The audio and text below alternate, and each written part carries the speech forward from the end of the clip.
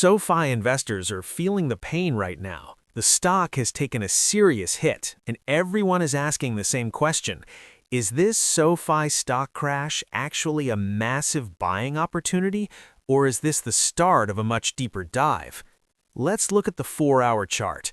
We use standard deviation channels to see when price is overextended. Look at what happened right here, and again right here. We dropped down and tagged that one standard deviation undervalued zone, not once, but twice rapidly. When a stock hits that one standard deviation undervalued level multiple times in a short period, it's often the first sign that the sellers are exhausted and give us a bullish reversal signal. So, do we go all in right here? No, not quite. Because of this double tap, you can start deploying small amounts of capital here, but do not fully commit to your position size yet. The real load the boat moment on this time frame doesn't happen until we get a flush down to the deeper 2 standard deviation signal. You can start small here, or be a bit more patient. Now let's zoom out to the daily chart.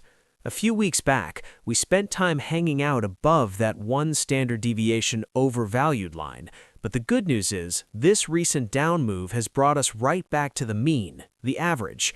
This reversion to the mean is healthy. It resets the momentum indicators.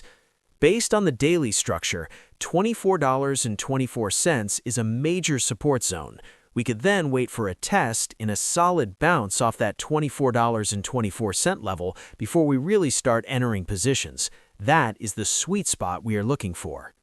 Okay, before you get too excited and rush off to buy, we have to look at the weekly chart. Right now, it's waving a giant yellow caution flag. Look where we are sitting. We are currently deep in the 2 standard deviation overvalued zone on the weekly time frame. Historically, when a stock gets this extended, the odds heavily favor a significant pullback. Because of this weekly chart extension, I am not considering SoFi as a buy and hold forever long-term investment right at this moment. However, and this is key, SoFi as a company has incredibly strong fundamentals. Because the company is strong, but the stock is technically overbought on the weekly, we could still enter very slow layering positions or trade it actively. This means we use those 4-hour and daily levels as signals, but we must be ready to take profits on bounces because that weekly chart pressure is pushing down on us.